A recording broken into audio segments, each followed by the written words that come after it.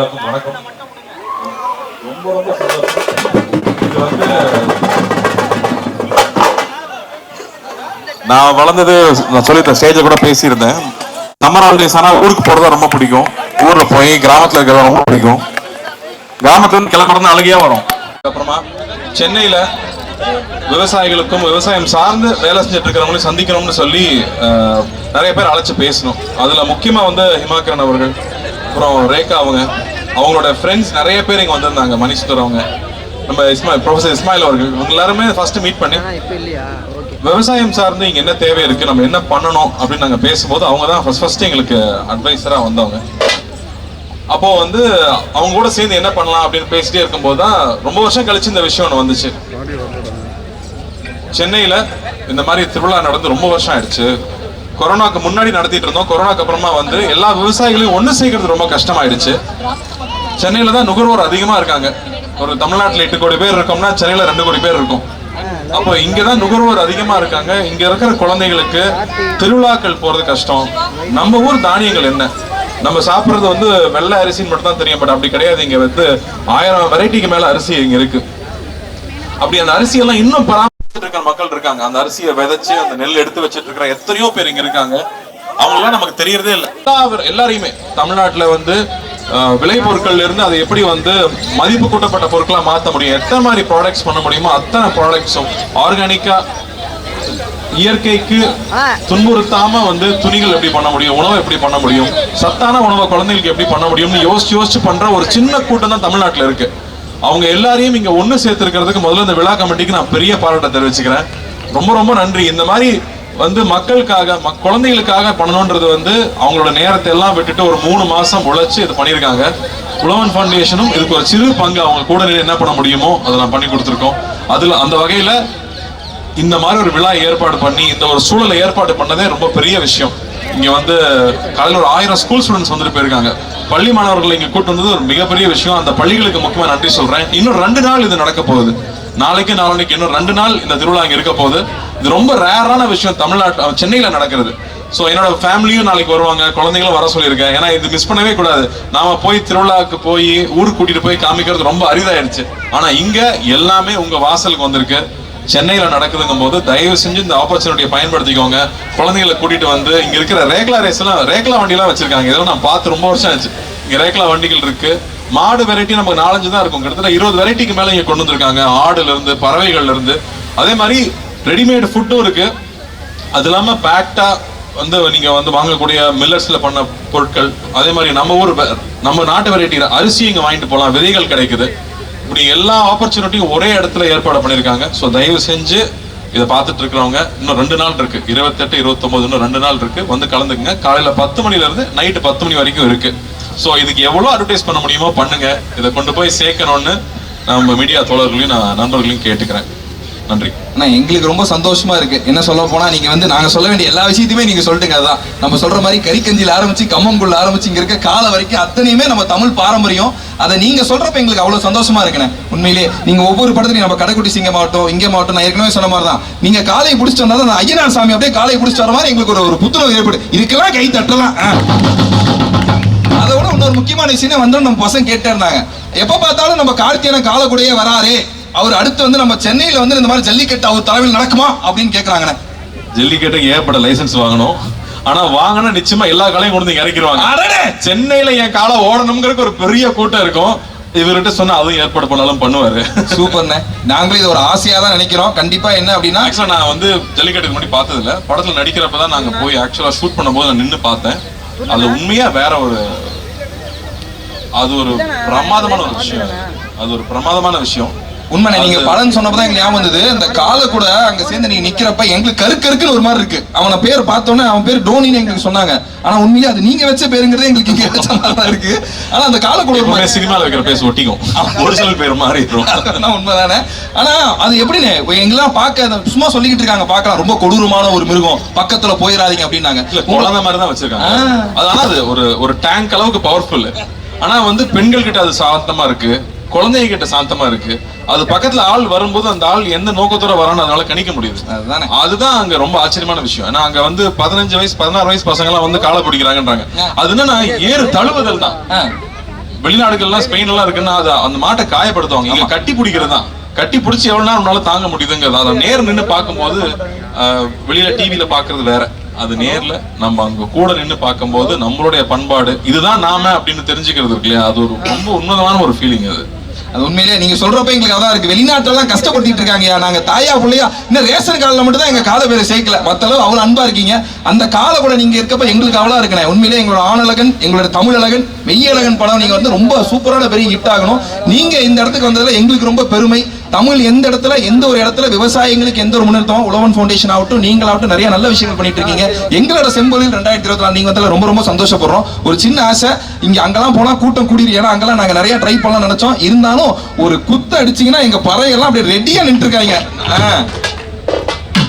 கீழே போயிட்டு அப்படியானே ஓகேண்ணே. இன்னொரு விஷயம் நான் சொல்லுங்க, இங்க நிறைய விவசாயிகள் அவங்களுடைய விளைபொருட்களை இங்க கொண்டு வந்திருக்காங்க. வெறும் வந்து ஒரு ப்ராடக்ட் பண்றவங்க மட்டும் இங்க டைரக்டா விவசாயிகளும் அவங்களோட பொருட்களை கொண்டு வந்திருக்காங்க.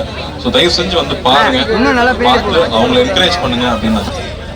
உண்மைதான், நம்ம ஆர்கானிக்னு நினைச்சிட்டு நிறைய விஷயத்தை பார்த்துட்டு இருக்கோம் இல்லையா. உண்மையான ஆர்கானிக் இங்க தான் இருக்கு, அது என்னங்கிறத பார்த்து வாங்கிக்கோங்கன்னு சொல்றாங்க. ஏற்கனவே சொல்ற மாதிரி நம்மளோட பாரம்பரிய உணவாகட்டும், நம்மளுடைய பாரம்பரியமே இங்க தான் இருக்கு. தெருக்கூத்துல இருந்து எல்லாமே இந்த 3 நாள் திருவிழாவா நடக்க போகுது. அத்தனை திருவிழாவுமே நம்ம இங்க பார்க்க போறோம்.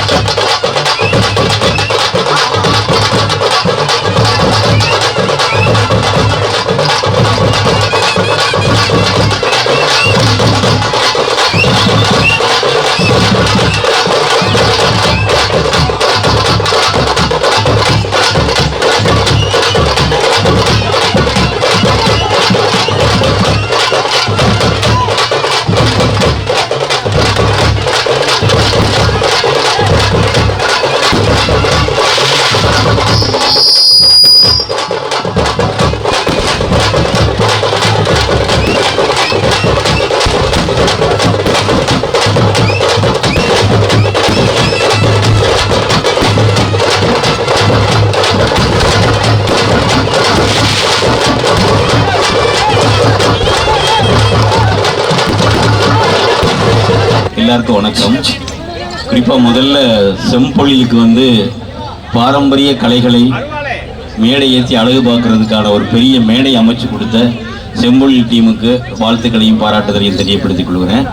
குறிப்பாக ரேகா, எனக்கு என்ன சொல்கிறது, என்னை மாணவின்னு சொல்கிறதா இல்லை எனக்கு அவங்க குருன்னு சொல்கிறதா அப்படின்னு அவ்வளவு தூரம். குறிப்பாக இங்கே வந்து நம்ம இஸ்மாயில் சார்லாம் வந்திருக்காங்க.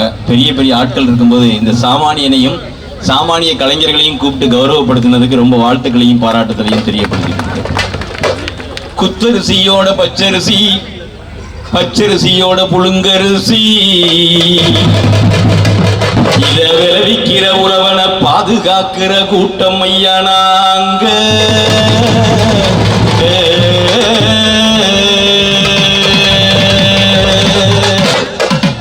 பங்குதாரர் நாங்க, உழவுக்கு பங்குதாரர் நாங்க, பங்குதாரர் நாங்க, உழவுக்கு பங்குதாரர் நாங்க.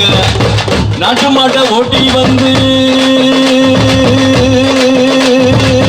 நாட்டு மாட்டை ஓட்டி வந்து நாகரிகம் காக்க வந்த, நாட்டு மாட்டை ஓட்டி வந்து நாகரிகம் காக்க வந்த மண்புலுக்கு உயிர் கொடுத்த உழவர் நாங்க.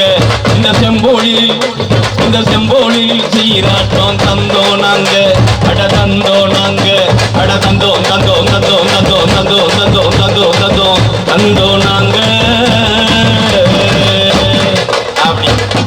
அப்படின்னு பழமையான ஒன்னே ஒண்ணுதான். உழவன் ஃபவுண்டேஷன் இருக்காங்க, செம்பொழில் இருக்காங்க. ரைட்டு, நீங்க வந்து உழவு தொழிலுக்கு மரியாதை செலுத்துறீங்க. ஆனா கிட்டத்தட்ட 1024 கலைகள் தமிழ்நாட்டில் இருக்கு. நாங்கள் கிட்டத்தட்ட ஒரு 500 கலைகளை பாதுகாத்து கொண்டு வந்திருக்கோம். இந்த மேடையில் வந்து அதை கொண்டு வருவதற்கான பெரிய முயற்சியை செம்பொழில் பண்ணியிருக்காங்க. அவங்களுக்கு என்னுடைய வாழ்த்துக்களையும் பாராட்டுதலையும் தெரியப்படுத்திக் கொள்கிறோம். ஆனால் ஒன்றே ஒன்று தான், உழவுக்காக பயன்படுத்தப்பட்ட நாட்டுப்பாட்டு இங்கே இல்லாமல் போச்சு, உழவு பாட்டு இல்லாமல் போச்சு, ஏத்த பாட்டு இல்லாமல் போச்சு, சருகு பாட்டு இல்லாமல் போச்சு, கலைப்பாட்டு இல்லாமல் போச்சு. இதுகளையெல்லாம் சேகரிக்கிற ஒரு விஷயத்த இந்த மாதிரியான செம்பொழிலோ உழவன் ஃபவுண்டேஷன் போன்றவங்களோ அந்த கலைஞர்களை, நாட்டு பாடல்கள் பாடக்கூடிய கலைஞர்களை, கலையெடுப்பு பாட்டு பாடுற கலைஞர்களை அதுக்கப்புறம் வந்து ஒவ்வொரு அரிசிகளை பற்றி பாடக்கூடிய கலைஞர்களை அவர்களை நம்ம எல்லாரும் கௌரவிக்கணும்னு நான் நினைக்கிறேன். உழவன் அப்படிங்கிறவனுடைய சொல் சாதாரணமானது அல்ல. அவன் ரொம்ப முக்கியமான ஒரு பெரிய பிரச்சனையை இந்த சமூகத்துக்கு தந்துக்கிட்டே இருக்கான். ஏத்த வச்சு பாட்டு போட்ட ஏக அட ஏக